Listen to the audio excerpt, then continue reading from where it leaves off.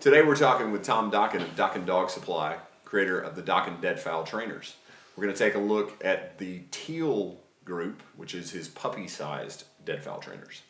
Tom, tell us what you got. Well, once again, our first bird that we actually came out on the market with was a mallard. Okay. And we kind of launched that.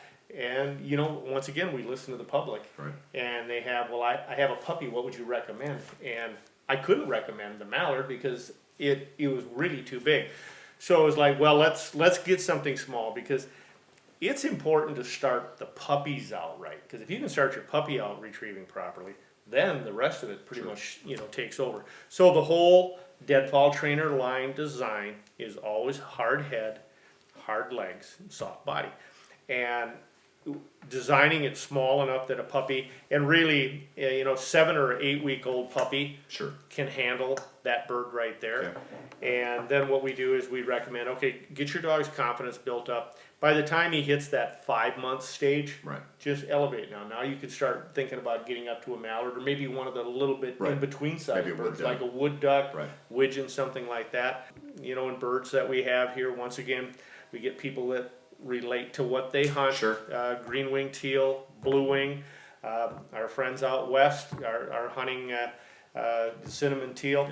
And then, you know, we've got the bufflehead here. And it's not in the teal family, but it's a small diving duck, but it's white.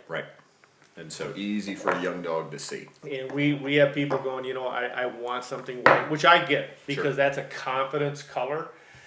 So it's something that we included in the line too. And you want those puppies to develop confidence. But once again, it's all about doing it right to begin with. And I'm going to point something out for a puppy. They're always going to grab the smallest spot. They got a smaller mouth, so they're going to be looking for the smallest thing. I always tell customers, and it happens every once in a while, you have a small puppy, he goes, I don't have a very big mouth, so I want to find something small to grab. If they throw it the first couple of times and that puppy grabs the rope, I say just cut it off. Because you don't want them to go That's to the a bad rope. habit we don't want to establish. So now you've just bought a dummy and we're saying cut the rope off, but you don't want to start now that habit. Let's point this out too, because part of the design is that this rope is this rope. It goes all the way through. So cutting the rope off here on this dummy is not going to, because the rope goes all the way through the phone. So those are some things, and I think once again, if we start them off properly, you're going to have a lifetime of good retrieving. Because remember, it goes right from here all the way up to the mallard, your bigger sized birds, and then all the way to the geese. So if you start them off on the right foot, you're going to have, you know, good retrieving for a lifetime. So it's the way it should be. Okay, Tom, let's talk a little bit more about puppies and other products that you recommend that we start them out on. The teal are something that we do tend to send folks to, and a lot of times we will send them to the bufflehead. But let's talk about your dove. It's a great bird. Actually, a great bird. It's our smallest bodied bird that we have, and you know, for starting any puppy. Now, keep in mind that you might have a pointing dog, you might have a spaniel, you might have a Labrador, and you go, I don't dove hunt. But think about the puppy.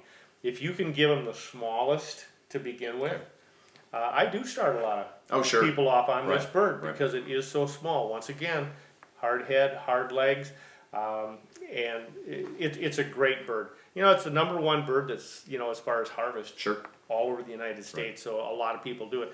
But it was designed, obviously, for people who dove hunt, but on the same hand, it's small. It's a puppy size, but adult dogs, you know, everybody who's hunted doves, they get used to retrieving big things, and they get that small dove in their mouth. It can challenge it may cause problems. So getting, you know, just being a little bit smaller. So this way you can actually do some test runs on an adult dog. I want you to handle this properly, you know, at that stage too. So yeah, it's a popular bird. Let's talk about the tail. Or let's talk about, you know, with a puppy and the rope. Yeah, always with a puppy. Anybody who gets a puppy, that if that puppy comes out and he's figuring out where to grab this, and he ends up at the end, or ever ends up on the rope when we're first starting off, I cut it off. I'll just like lop it off and go. I'm never going to give them the option of going small, because I always say if they do something once, watch it.